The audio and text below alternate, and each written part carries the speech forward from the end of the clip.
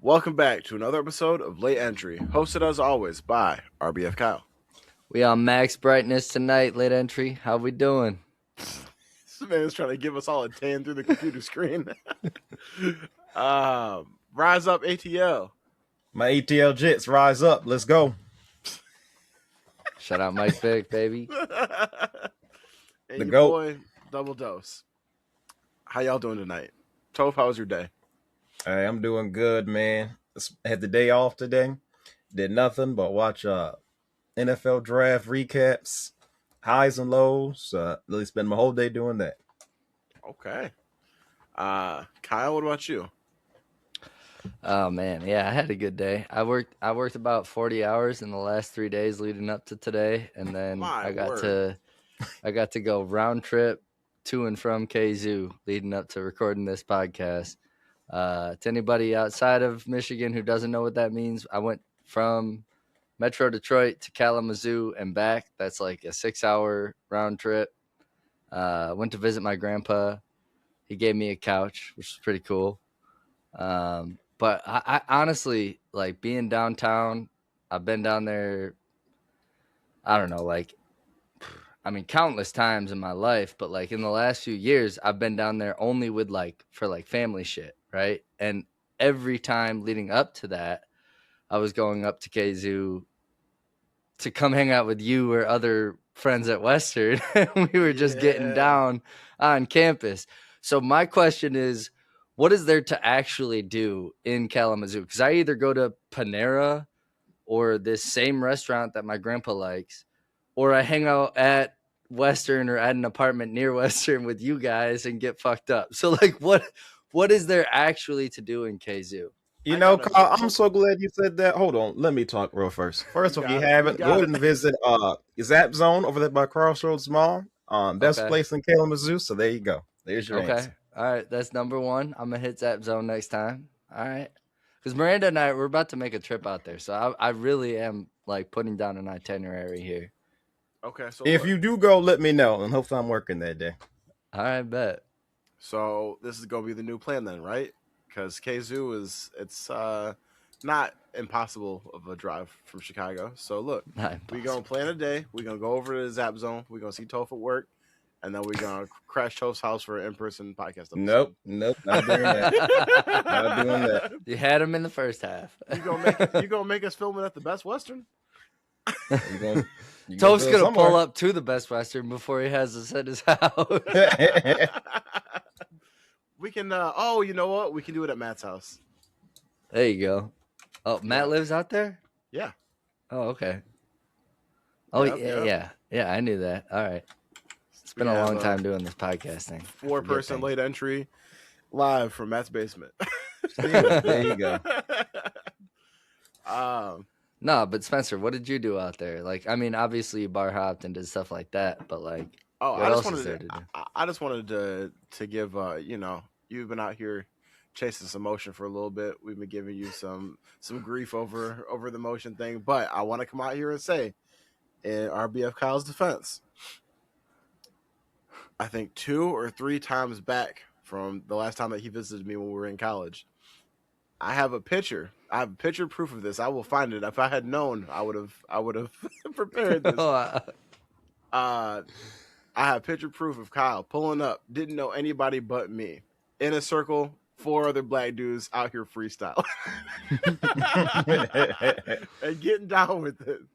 So, bro, the best ability is availability. You know what I'm saying? There you go. You had some motion that day. Showed up with the Little Caesars hot and ready and fed us all. And a couple of bars I got to, like, yeah. You would have thought that this man was Jesus talking to the gamblers and the peasants. Making fish and bread go the distance. I was the 2000s Jesus pulling up with a hot and ready and a Bluetooth speaker. Yeah, I mean, hey, Not look, the Bluetooth to answer your question about Kalamazoo, though, I mean, look, when I was there, I was in college. What is there to do? Drink and party with your friends. Yeah. I will say, and I'm not sure if they're a competitor of Utoph or not. I spent some time at Revel and Roll, which is like a bowling. No, No, He's no, like, no. they ain't competitors No. with us. They can't touch us. They ain't got nothing on us. Zap They Zone could also try, didn't though. exist when I was there. True. But yeah, I mean, aside from that, I mean, I don't know what else there is to do. And I mean, it's stuff that you can do like on a day-to-day basis, but nothing that I'd be like, hey, go to Kalamazoo and make sure you know what I mean? They have some Yeah, golfing out there's there. not a long list for that. There's I've done some plenty of there. golfing going on. Yeah, Yeah. that made me jealous. What the golf? You drove by and saw people golfing. And you were like, "Let me out." I was like, why am I helping my grandma move into a better scenario? I should be golfing. Hey, you should always be golfing. We should always be golfing. Amen. ABG, always be golfing. Oh, ABG? That is not what I know it out in Chicago as. Oh, is there a thing out there? Yeah, ABG, Asian baby girl. That's like the. Do you know what I'm talking about or no? No, but I have a feeling just because of who you hang out with out there, I have a feeling. I had a feeling like, yeah. Of course you know this. I mean, I have a lot of Asian friends, but it's like Oh, see, now I'm gonna get ostracized here because I profiled. I apologize. damn, you said of course you know about the Asians as an Asian. I really did. I really did. As a member of the Asian community. You know Tiger Woods, by the way? Crazy. Oh man. Shit. Did you have more Kalamazoo questions or no? I did. I had a couple more for you guys. Okay. Next up, so like I know Bells is from hold there. on. Oh, Yeah. that's great, bro. Same mind type shit. I was Go just gonna ahead. say that's what you got to do is go out to Bell's Brewery. That's the thing to Latitude do. 42. Latitude 42. Attitude's good. Yeah, Latitude. Okay, that's a But bar Bell's out there. as well. Bell's is where like Two Hearted is from. Oberon. Mm-hmm. Go out see where the magic is made. That was what I was gonna say. Is the Oberon ads were out the ass. I was like it was like the Jared Goff chance in 2023. Like everybody was going crazy with the Oberon ads. Like I'm surprised I didn't see people with coolers just throwing them around, like the billboards, the bars, like everything. It was just like flags of Oberon. Like That's the home everybody of it. had Oberon. Huh? That's just the home of it. Yeah. No, that's just that's homebred. All right. Well, next one. That really wasn't a question. That was more of an observation, I suppose. Last question. So, is everyone in Kalamazoo training for a marathon? Because between the 55-year-olds, the college kids, and the homeless people, I'm pretty sure I saw about 25 people training for a marathon today, just driving through. Am I wrong? You just came at the opportune time. 11 a.m. is when all the runners get out. They're all just Had the 5K going on today.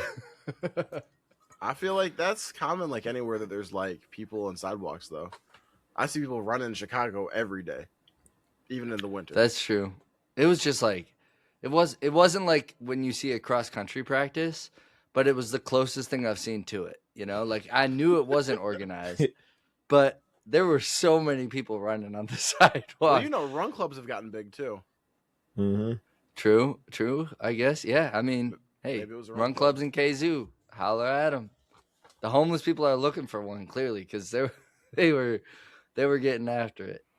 Hey, maybe everyone was running because they were trying to not get pickpocketed.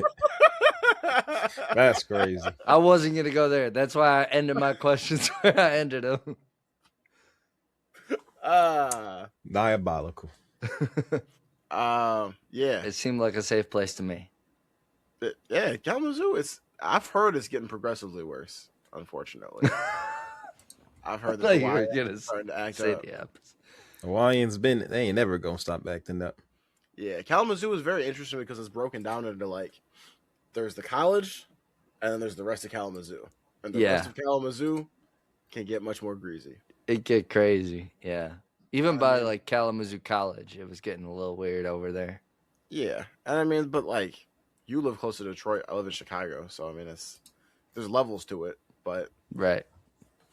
for a not huge Midwest town, it's I mean, it's not like Ipsy, I think. Yeah, I think so. But yeah, any other astute observations about our stomping grounds, or No, I mean, honestly, I just wish I went to college there. There was like that part of the town was hopping, and yeah, that's just what I remember, and it kind of just made me want to, it made me want to hop back in the dorm room and make fun of your RA again, Spence. oh my goodness. Um, I didn't have a too eventful day. I went to work. Uh, I do want to shout out the podcast Cheeseheads and the Bear. I won my first ever in all the years I've been doing this March Madness bracket. I had an entry in their pool, and then shout out to them and shout out to Old Time Sports. So for winning, I got this to pick from Old Time Sports in like a collaboration, uh, like a shirt or a sweatshirt or something. And so I've got stuff for pretty much all the sports teams I mess with, but I didn't have any shirts or sweatshirts for the Bears. So check this out right here. I'm gonna try to do this without showing my ass to everybody. But we got, Chicago Bear right here. And then if I turn around, y'all see this? Y'all see this bear? Y'all see The it? Cubs? Yeah, no, the Bears. Now that's a Cub, Oh, okay. Nope, I'm stupid as fuck. It is the Cubs. I was gonna say This guy don't even remember his own shirt. baseball. You also All showed due your ass disrespect. as you sat down there. Did I? Did I? Like, No, I guess no, it was just some upper thigh. It was just some upper I thigh. got some editing to do. I forgot it all. Some smooth editing. Take a note of the timestamp. This guy's showing off his nightgown, dude. Oh, relax. No, that is a clean ass shirt. That is a clean ass yes. shirt. I would have put pants on before showing it off, but that is a clean ass Hey, a shirt. little bit of thigh never killed anybody. A little hamstring action. Speaking about thighs, hamstrings, legs, ankles, we gotta talk about a two-parter here. This is the other part of my day. The Lakers lost. Lakers didn't just lose; they got smoked. They got big time smoked. I'm not concerned. I feel like this was very. I feel like we should have all seen this coming. If you didn't, I don't know why. It is the game 4. The Lakers kind of playing with house money tonight. If we win, cool, sweep. We wait for our opponent. If we lose, we draw this out further, and we give Reeves and Luka more time to get healthy. The Lakers, there's no shot of them losing in 4 games in a row. It's not going to happen. So it's just a matter of how long is the series going to go. They went to overtime last game. LeBron played crazy minutes, crazy hard, and he's 41. To think that he was going to come out tonight and be in takeover mode again, unrealistic. Most of the team that's good on the Lakers are all vets. Marcus Smart, Luke Kennard, etc. They're older guys. The Rockets are a young team with young legs playing at home for their season not to end. For them to get this dub tonight means nothing to me. It means that they did what they should have been doing. So I'm not concerned about that. There's no warning bells or anything like that. The only thing that concerns me is that we're in kind of a predicament with the LeBron situation. On one hand, you've got, and I've asked you guys before if you watched Dragon Ball, and you guys have not, right? Dragon Ball Z?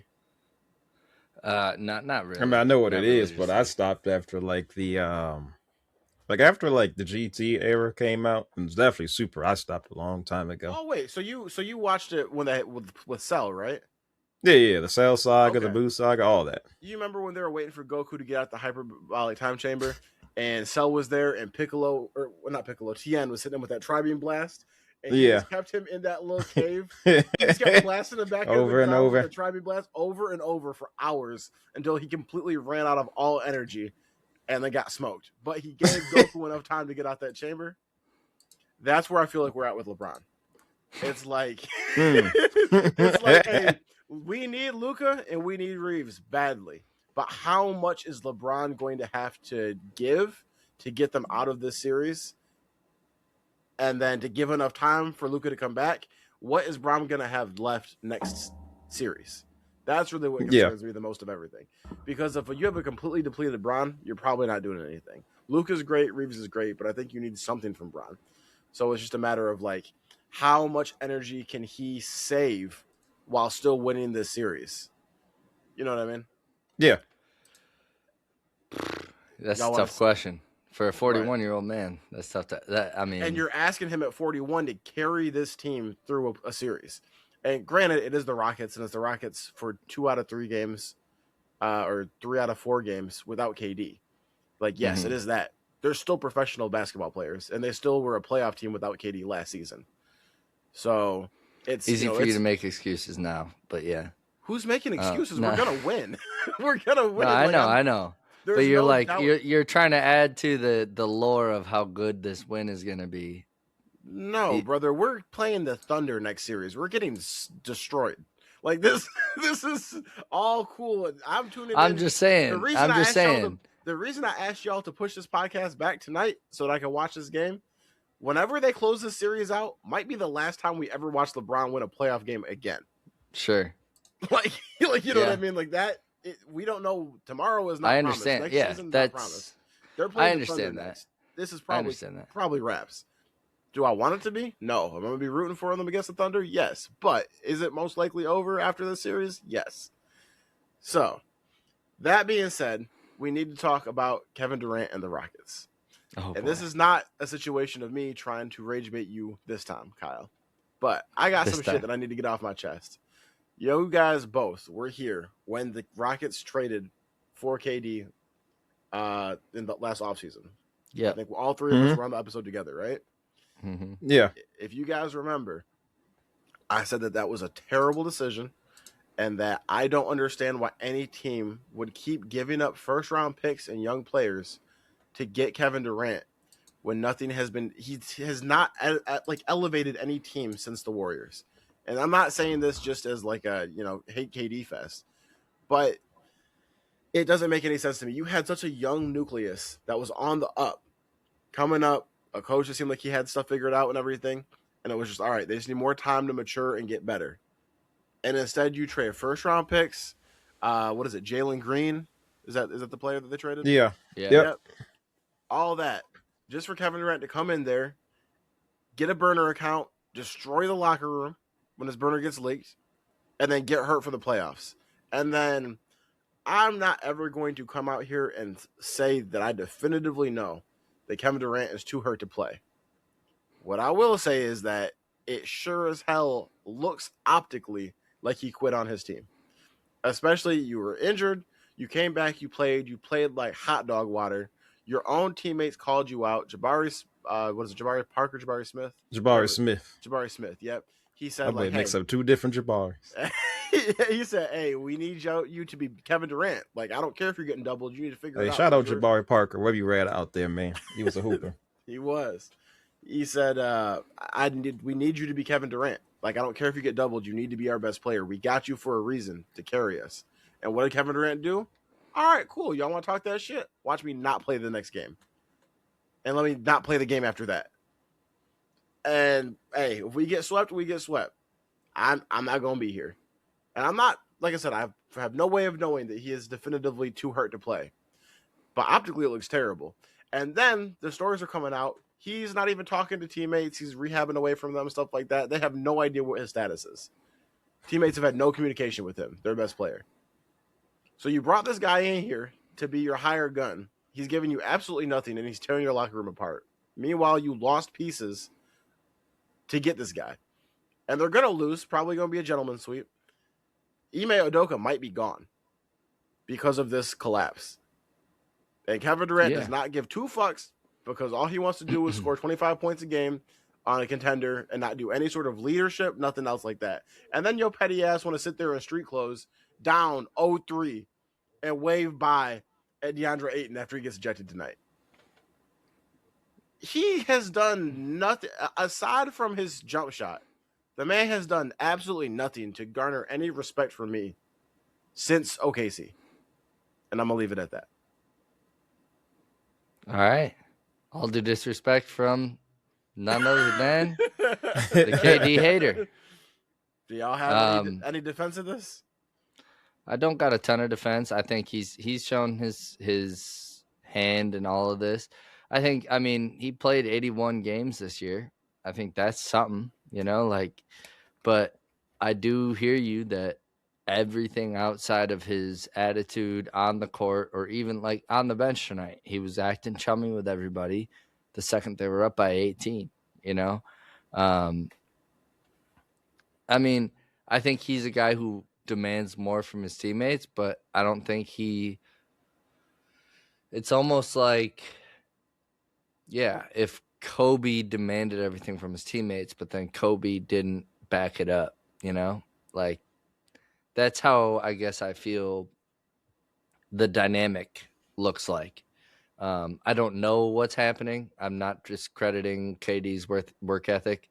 I'm just saying, like, he does in his 3 recent situations, he looks like a guy who's like, yeah, I'm gonna demand that everybody plays up to my level, and then like just takes days off when it's not his day to play up to his level, and that might be a game, that might be practice.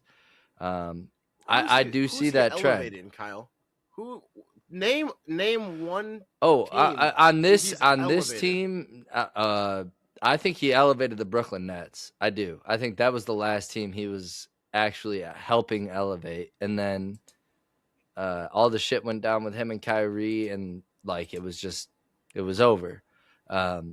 From there, I don't think he's really elevated a team. I think every team he's on looks like 5 players playing out there, like 5 solid players playing out there individually, and they win a lot of good games and they lose a lot of good games, and that just comes down to the talent on his team. It's like he wants to. That's why he does so good in the Olympics, is because everybody's just playing individual ball the whole time. It's like, just play iso ball against a guy from France and you're good, and he thinks I can play iso ball against anybody and win, and he's probably not wrong, but this ain't one-on-ones, dude. You're not MK, and I mean, you're way better than MK, but like, this isn't your game, bro. You don't need to ISO every play or be the hero all the time. Like, try to, I don't know. That's why I would have.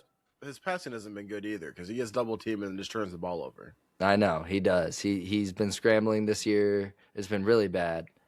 I mean, he pads, like you said, he pads stats every now and again. I don't think he's like,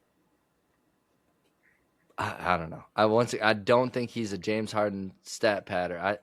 I go back to, like, I romanticize in the 22-year-old KD and even the 19-year-old KD that was just fighting for every bucket at Texas. Like, I don't know. So I obviously, as everyone who's a fan of this podcast knows, I got a soft spot for this guy. So I'll stop talking. I'll hand it over to Toph here, but I want Toph to get it, but I want to say 2 things real quick. I never called him a stat patter. I just said that I think that all he cares about is getting his numbers more than generating a cohesive team in the locker room, being the leader and leading them into battle. I think it's, hey, I'm gonna go out here and get my 25 points. If y'all niggas show up and we win, cool. Otherwise, I got my 25 points. I'm going home. That's, you know what I mean? I don't think it's stat padding of just trying to get your numbers in a loss. I think it's just, I'm going to do my part and fuck whatever the rest of it. Real quick, this is the how I feel about KD at this point. Because I said this to the Rockets last year when this happened, about I don't understand why teams keep doing this. Have you guys ever heard the parable about the frog and the scorpion? I think so. Okay, so I'm going to summarize it, right? There's a frog by the water. The scorpion's trying to get across the water. Scorpion can't go through the water. Frog can swim. So the scorpions ask the frog, hey, can you take me across the water? The frog's like, no, why would I do that? You're going to sting me. And the scorpion's like, no, I promise you, I need to get over there, so I'm not going to sting you. So the frog eventually is like, all right, fine. And so the scorpion gets on the frog's back, and they go halfway across the water. The scorpion stings the frog. And as they both drown and die in the middle of the water, the frog goes, "Why did you do that to me? Now we're both going to drown." And the scorpion said, "It's in my nature." And that's what I feel about Kevin Durant. It does not matter what the detriment of the team that he's on is. Kevin Durant is going to be Kevin Durant. And we're going to wind up, no matter how many assets you give up, no matter how much you give him on the team, and try to make it his team and bring him on as the best hired gun in the whole league, it's going to end the same way in every single destination. Toph? Okay, first of all, I can't say it's going to end up, whatever destination is going to end the same. I'm not going to go that far on there. KD, he is 37. This is not, Golden State KD. There surely isn't Oklahoma KD anymore. So, like I said, I think, the Rockets probably estimated where they're at. Like I said, they got, a crazy young nucleus in there. So they thought, at the, current state of the West, where like, with the Thompson, Sengun, all we got, we think that we have a chance to compete. So they thought that, hey, let's get one of, the greatest players of all time. Let's try to make a run of it. Now I will say, from KD's standpoint, since he's left Golden State, he has had a bunch of injuries on every team that he's been in. And that is not his fault. Literally, as soon as this year started, boom, there goes their point guard. They had no more point guard. He hasn't had a point guard in Houston. He didn't have a point guard in Phoenix. So for about 3 or 4 years, he has not had a point guard at all. And that is not KD's game. They gave KD's up the point game is in Phoenix to get him. You still had Chris Paul as well, too. But like I was saying, regardless of the standpoint, he ain't the GM. He just going out to he's got to do it. He ain't the one, saying, I want this. This isn't the GM. This is Le KD. So like I said, I still think KD is one of those guys in there. Now, his mentality, I agree with you in there. Nobody ever once said KD was a leader. I don't think any of us have said that. Or any, NBA aficionado, he knows what he is. He's a guy that, to his own detriment in there. Since you don't have a point guard, who else is going to have the ball in their hand? They got terrible spacing.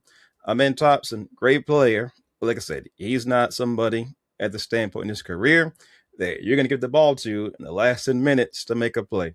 Sengun, he's a great playmaker, but at the same time, he's not a point guard out there. So like I said, the Rockets just don't have a competent team to compete in there.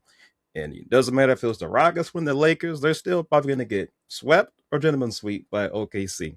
So it doesn't really matter anyway. I think at the point that KD ain't getting no younger, he's just out there playing. He ain't out there making no best friends. He might just want to get all the unks together, one last hoorah, and see what they could do.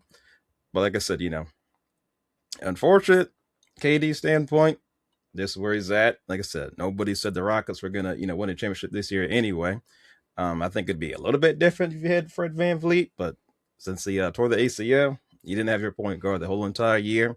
They've tried Reed Shepard. They tried different things. There are no point guards out on the open market. You can't just, walk on your Walmart. Oh, here's a point guard right there. I'll 7. Let's get him to the team.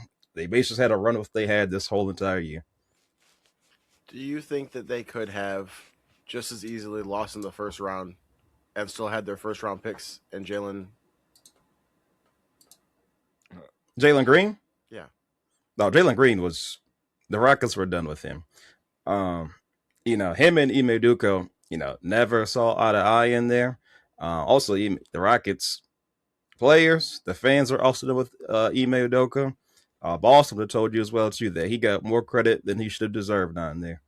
Because as soon as he left, Joe Mazzulla did exactly, same team, got them over the hump in there. So I think Ime Udoka, I think he's like, he's good to build your team. He's not the guy to get you over the hump. Look at the Pistons. You got all those young players. He could help build your culture, but he can't bring you across the finish line. Yeah, I know that the Rockets fans, I think, are out on him. Like I said, but yeah, like I said, it's just eventually, like you got all this young talent. Look at the Spurs; they were bad forever, getting these first round picks, still not doing anything. It didn't take them until they got the generational player and Wemby did it finally turn around. So the Rockets tried to jumpstart the process, and okay, instead of us drafting all these players, let's just get somebody proven, a score what we need, and they thought that was their missing piece, and it backfired. Yeah, but at least they took a chance, I mean, I hear you on the at least, but it's not the chance. I just feel like it ended. It's at a predictable point. Like where they are right now is exactly where I thought that they were going to be when this happened, and I'm surprised that the Rockets GM did not feel the same way. The way that people talk about like Jimmy Butler about how he just wears his welcome out everywhere he goes, that's KD. Ever since he left OKC, he wore his welcome out at the Warriors, literally in a situation where Draymond telling him, "Hey, you can go. We won without you, and we'll win without you afterwards." And guess what? They did. He went to Brooklyn, and it all fell apart. He went to the Suns, and it all fell apart. And now he's at the Rockets, and he's got burners, and the teammates don't know if he's healthy or not, or where he's at rehabbing, and it's all falling apart again. That's where I'm at with it. I don't want to keep beating the dead horse. Keeping it in basketball, last night was kind of crazy for two reasons: the Nuggets and the Timberwolves. A lot of crazy things happened. First of all, Dante DiVincenzo hurt. R.I.P. Anthony Edwards hurt. Both of them praying for you guys. Wish you a full and quick recovery. I think DiVincenzo tore his Achilles. And you know what's crazy? Do you know what DiVincenzo, Halliburton, Jason Tatum, and Dame Lillard all have in common, other than torn Achilles? They all got hurt in the playoffs. They all wear number 0. So do they really? Yes, every single one of them. That's crazy. Yeah, you got to take the 0 off. That's where I'd never wear that bitch again. I'd never wear that bitch again. That is insane. Every single one of them tore their Achilles within the last calendar year, and all of them were number 0. That's crazy. But I hope they all make a full recovery. Edwards, and I think he hyperextended or dislocated his knee or something. Going to be out for a few weeks. Hyper. That's what it looked like from watching it. Going to be out for a few weeks before they reevaluate him. And so at that point, I was like, well, this game is going to be wraps. The Nuggets about to clean this up easily. You go ahead and turn this off. And I missed 2 insane things happen that I had to find out after the fact and look into. The first one is shout out to Ayo Dosumo. Is that correct, Toph? Yep. Ayo Dosumo. 47 points to take out. Huh? 43. Appreciate you. Appreciate you. 43 points. Impressive nonetheless. To take out Jokic and company, that is insane. And one-handedly too. I was like, wow. So shout out to them. It looks like you might be able to keep it going. Now it's another situation. We just gotta keep winning until Ant gets healthy. Tell us about the draft, dog. Yeah, draft is wrapped up. This is actually one of my favorite drafts in a long time.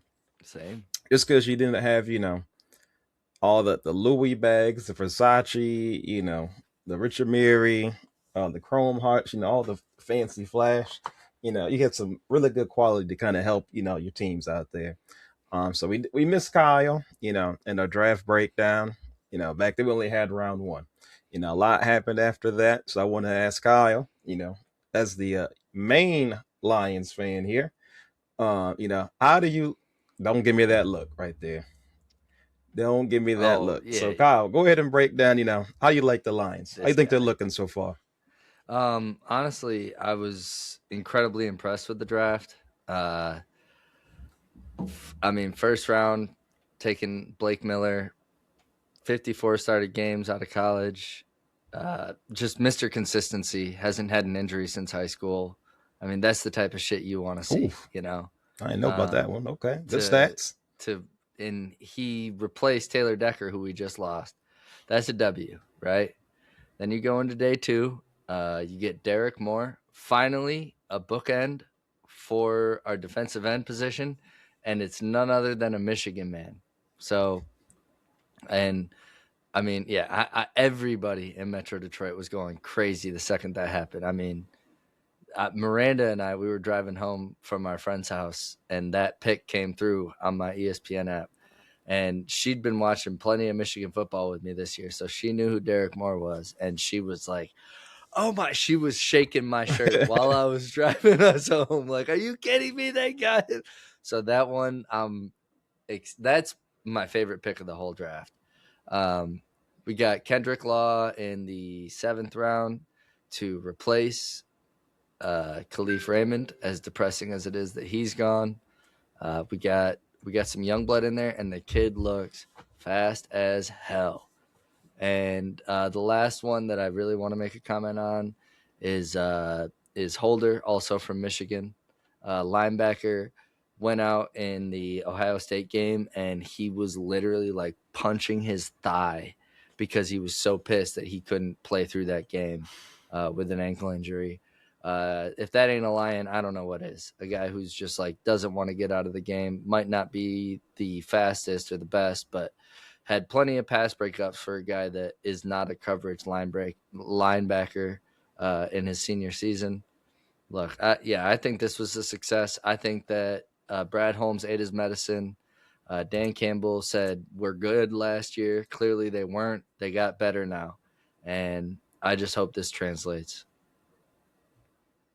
Yeah. Other name you didn't say that the Lions had, Keith Abney II out of Arizona State. Yes. He doesn't have like the biggest frame, 5'10", like 180 pounds. But he's quick though. Now he does, bite on, quite a few double moves. I know you already got Terry Arnold, who likes to be handsy as well too. I think Keith Abney, over time, hit the weight room. I think could be a good nickel corner. I know in today's NFL they kind of like the bigger nickel corners. I do like Keith Abney. If he did have, a bigger size, he was supposed to go, maybe round 1 to round 2, to kind of get him where they did. And Kendrick Law, burner, transferred from Alabama to Kentucky. The guy can go. I know Lions have a lot of receivers, but I think he could be helping the return game as well too. So overall, do you feel confident in the Lions going into next year after free agency and the conclusion of the draft now? Like, where's my confidence level at? Let's just say their division as a whole. Yeah, 1 to 10. I'm going like 7.5 right now. I love Petzing right now. Being a fan of the Detroit Lions social media, he's been raving about Goff, and that's things you weren't seeing from Johnny Moe last year, of just the excited, like, young breakdown. And like, I could just feel from Petzing that he wants to cook up some shit up here. So my optimism is definitely back up from where it was in February, I guess. We back on the up. I know I gave some ADDs to Brad Holmes and Dan for all the shit they said, and to the guy who's texting on his phone right now, not paying attention to us. I'm paying attention. I'm just waiting for my turn to say I am so. texting, but I'm paying attention. No, but I just want to say to you, I do still stand by the things I said, and all due disrespects and all that I had against them leading up to all this. I do think they made some good picks here. Am I saying this, that everything is healed and it's kumbaya? No.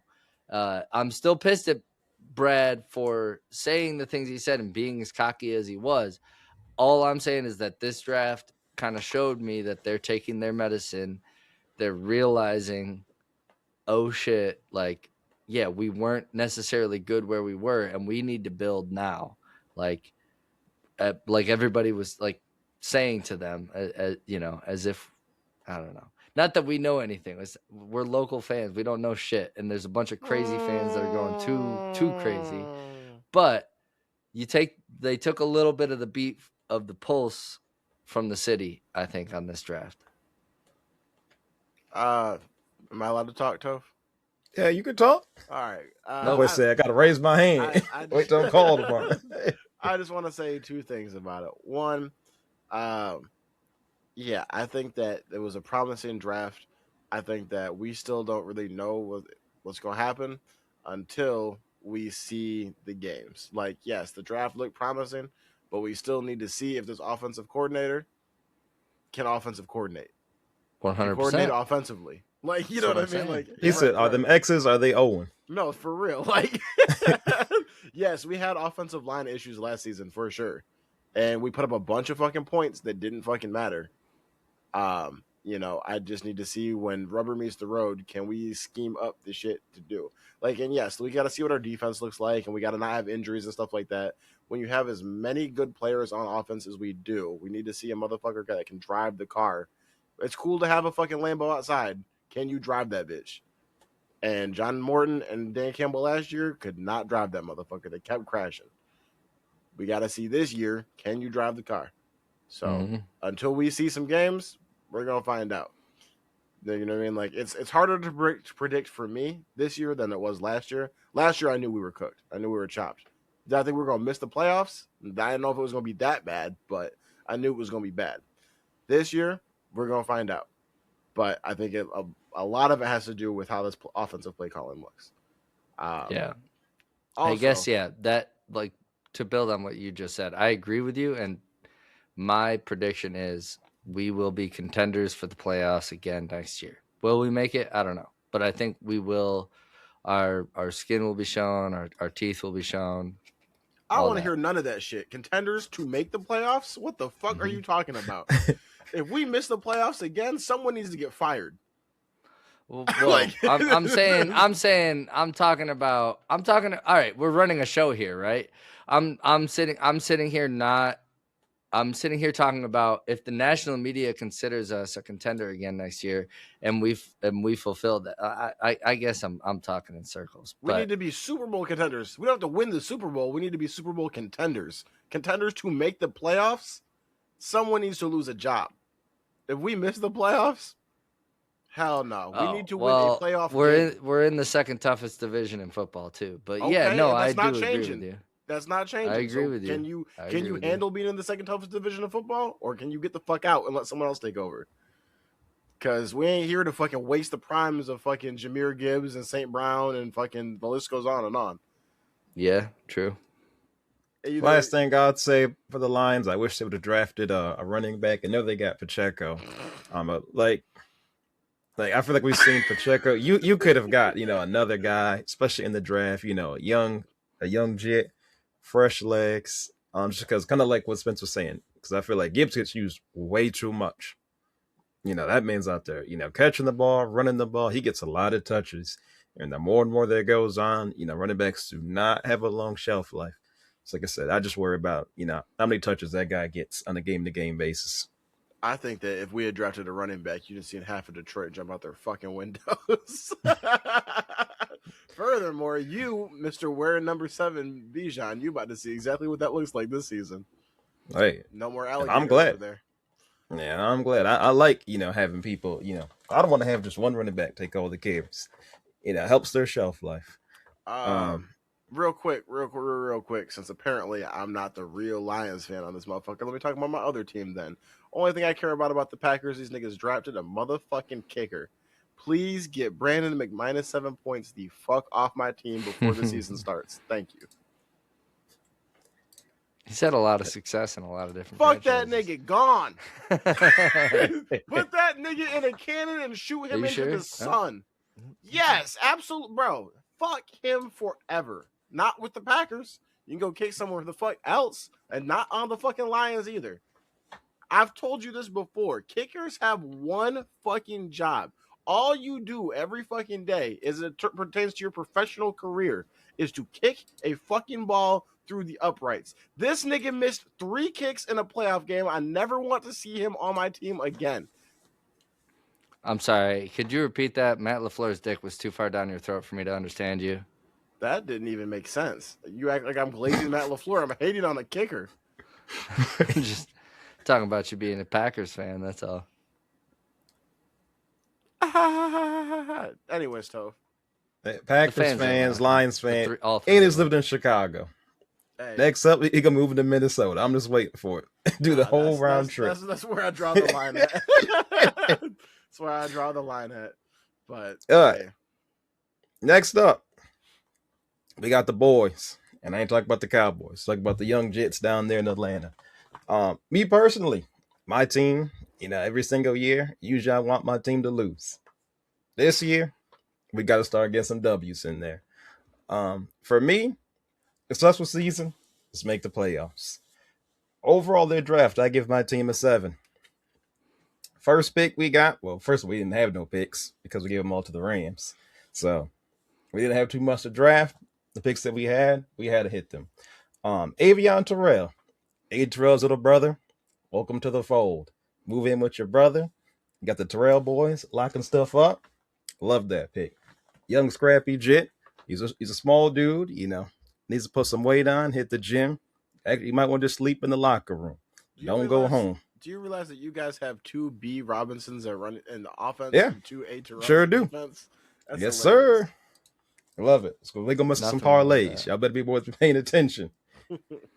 But also, Brian Robinson Better be Jr. watching numbers. Love that pick as well too. Because do not give Bijan 30 carries a game.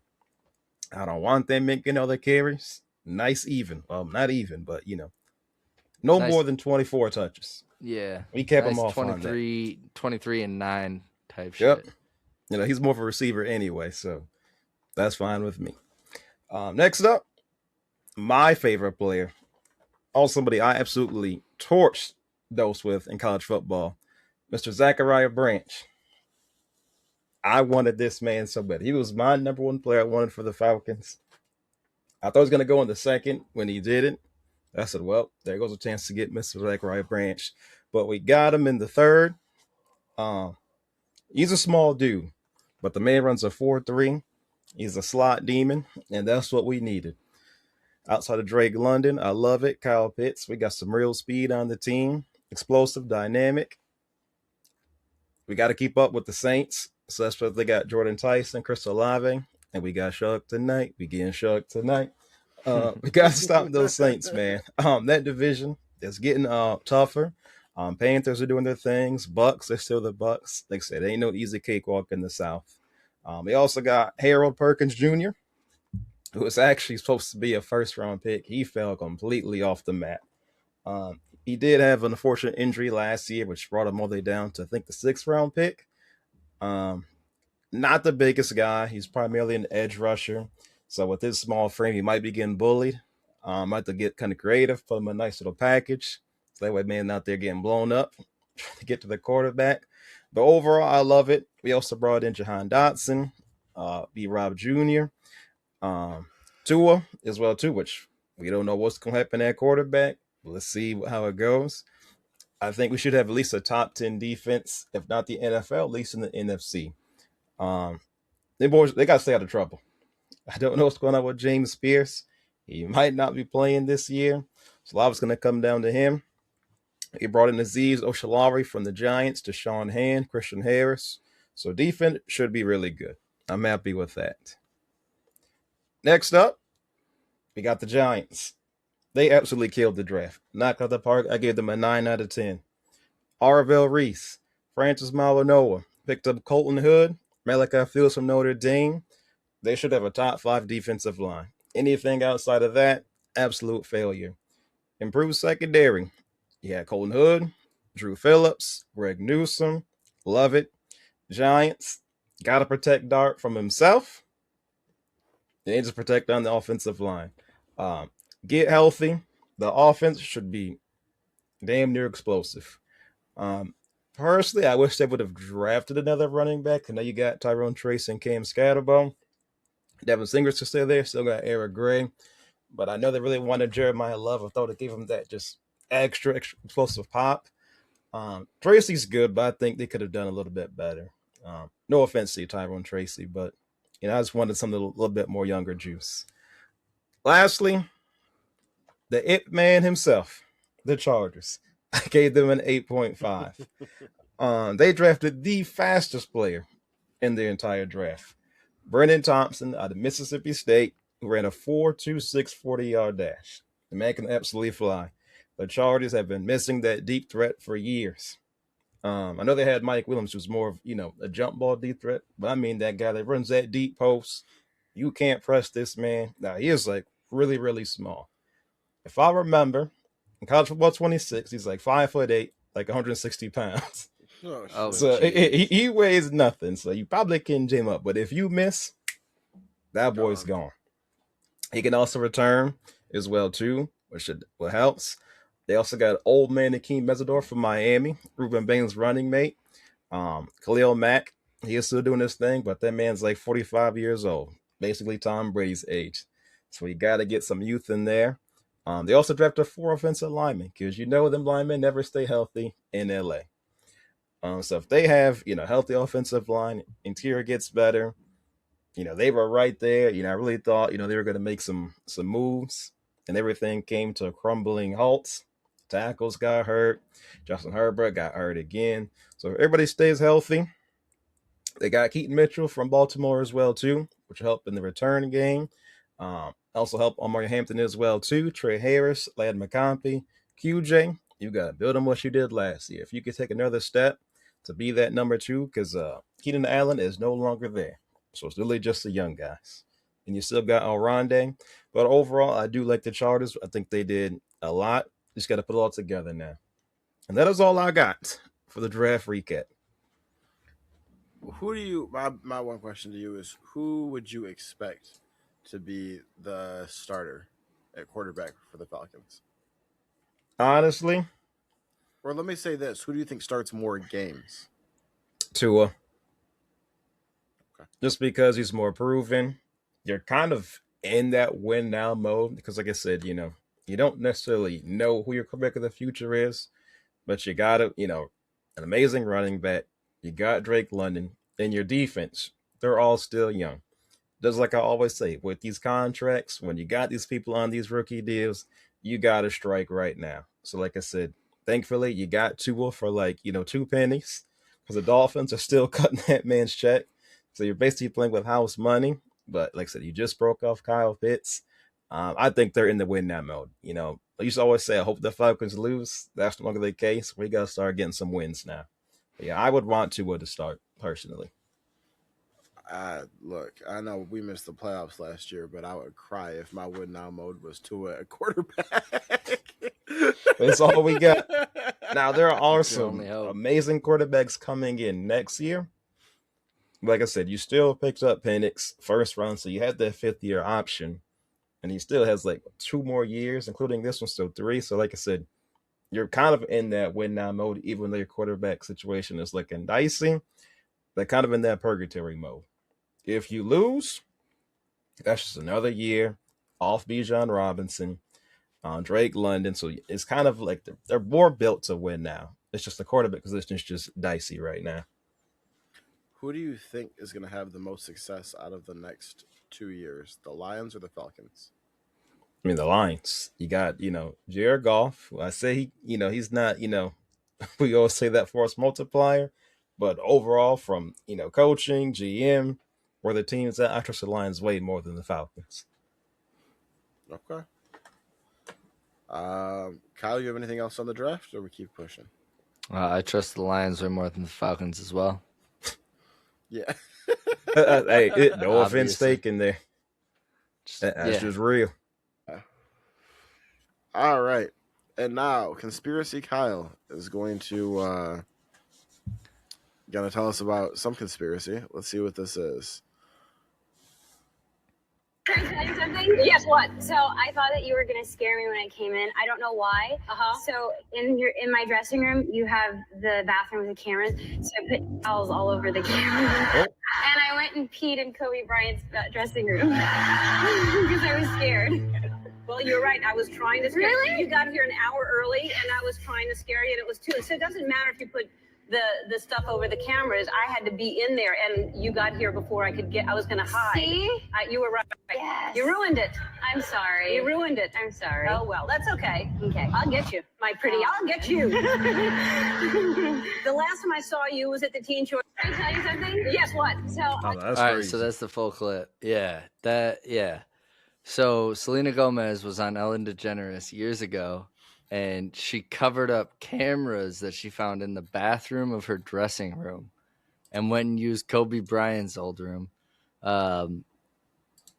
And Ellen, you can see her in the clip almost like she's taken aback that this gets called out on her.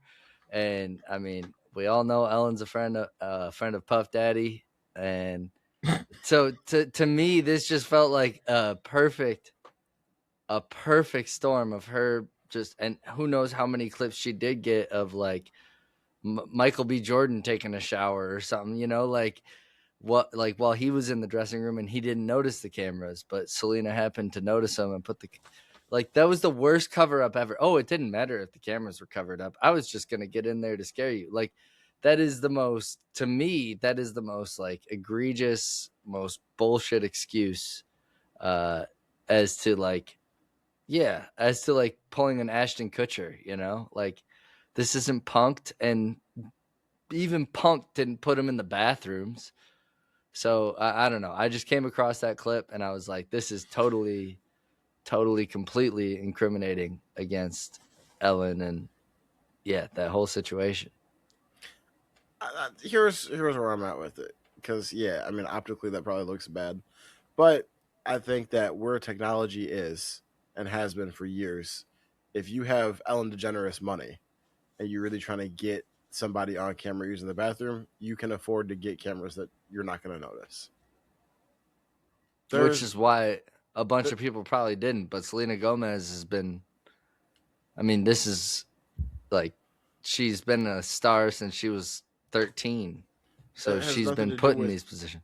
That has nothing to do with that. I think that when you, like, even you go to an Airbnb and they teach you, like, all these ways to find cameras that you could never notice with your own eyes, that you got to use digital ways to find them.